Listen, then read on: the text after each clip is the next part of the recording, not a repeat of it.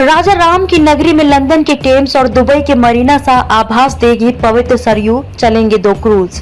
राम जन्मभूमि पर भव्य मंदिर निर्माण के साथ राम नगरी वैश्विक पर्यटन के सर्किट में स्थापित हो रही है। इसी क्रम में केंद्र एवं प्रदेश सरकार 32,000 करोड़ की विकास योजनाओं के साथ अयोध्या को श्रेष्ठतम सांस्कृतिक नगरी के रूप में विकसित कर रही है। लंदन की टेम्स नदी और दुबई के मरीना की भांति राम नगरी की सरयू नदी में तैरता होटल पर्यटकों के लिए उपलब्ध होगा। सरयू में क्रूज संचालन के साथ मिलेंगे तैरते होटल।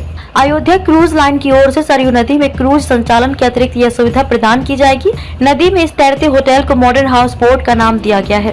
कश्मीर की डल झील के हाउस बोट से अधिक सुविधाएं इस मॉडर्न हाउस बोट में होंगी। दुबई और लंदन में मॉडर्न हाउस बोट का संचालन करने वाली अयोध्या क्रूज लाइन का दावा है कि भारत में पहली बार यह सुविधा रामनगरी में दी जा रही है। कोच्चि से बनकर आएंगे लग्जरी हाउस बोट। सरयू नदी में 8 और 10 कमरे वाले 2 हाउस बोट होंगे, जिसमें लग्जरी होटल की भांति व्यवस्था होगी। दोनों हाउस बोट कोच्चि से बनकर आएंगे। एक दिन ठहरने के लिए प्रति व्यक्ति 3500 रूपए से लेकर 5000 रूपए किराया देना होगा। जनवरी में रामलला की प्राण प्रतिष्ठा होनी है। ऐसे में पर्यटन को बढ़ावा देने वाली इन सुविधाओं के उसी के आसपास शुरू होने की संभावना व्यक्त की जा रही है। रामनगरी के पुनर्विकास में सरयू नदी का महत्वपूर्ण योगदान माना जा रहा है। जल पर्यटन की असीम संभावनाएं तलाशी जा रही हैं। काशी की तर्ज पर विकसित होंगे सरयू के गुप्तार घाट से नया घाट तक करीब 9 किलोमीटर लंबा सरयू नदी का दायरा क्रूज, हाउस बोट और वाटर स्पोर्ट से युक्त हो भविष्य में पर्यटन का प्रमुख केंद्र होगा।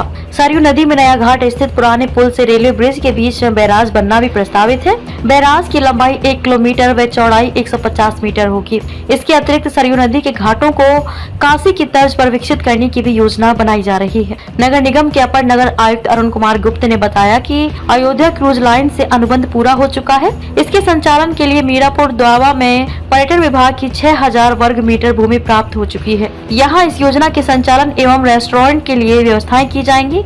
यह निर्माण अस्थायी होगा। सरयू नदी में संचालित होंगे 2 क्रूज। सरयू नदी में संचालित होने वाले क्रूज की संख्या अभी तक तय नहीं हुई थी, लेकिन अब यह स्थिति भी स्पष्ट हो गई। यहाँ 2 क्रूज का संचालन होगा। एक क्रूज पर नाश्ते और खाने का प्रबंध होगा, जबकि दूसरे क्रूज पर खाने की व्यवस्था नहीं होगी।